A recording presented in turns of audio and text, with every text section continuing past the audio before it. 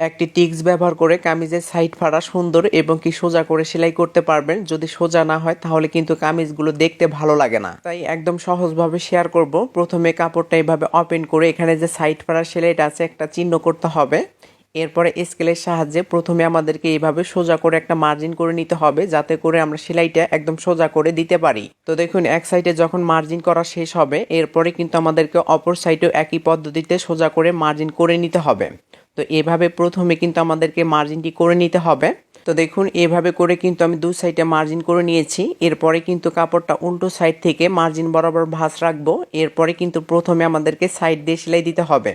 তো প্রথমেই যখন আপনি এভাবে মার্জিন বরাবর ভাঁজ দিয়ে সাইডে সেলাই দিবেন তখন কিন্তু সাইড ফাড়াটা একদম সোজা হবে, আর কামিজটা দেখতেও কিন্তু অনেক সুন্দর লাগবে। সাইড ফাড়া যদি সুন্দর হয় তাহলে কিন্তু কামিজগুলো দেখতেও ভালো লাগে।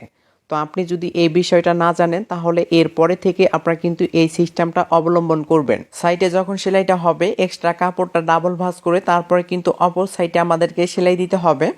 তো দেখুন, এই ভাঁজের পরিমাণটা কিন্তু প্রত্যেকটা একই রকম রাখতে হবে, মোটা চিকন যাতে না হয়, তাহলে কিন্তু দেখতে আরও বেশি খারাপ লাগবে। নতুন যারা আছেন প্রথমে আমরা ডাবল ভাঁজ করে প্রথমে সেলাই দিই, তাহলে কিন্তু পাক ধরে থাকবে, তাহলে আপনাদের এই সমস্যাগুলো ফেস করতে হবে।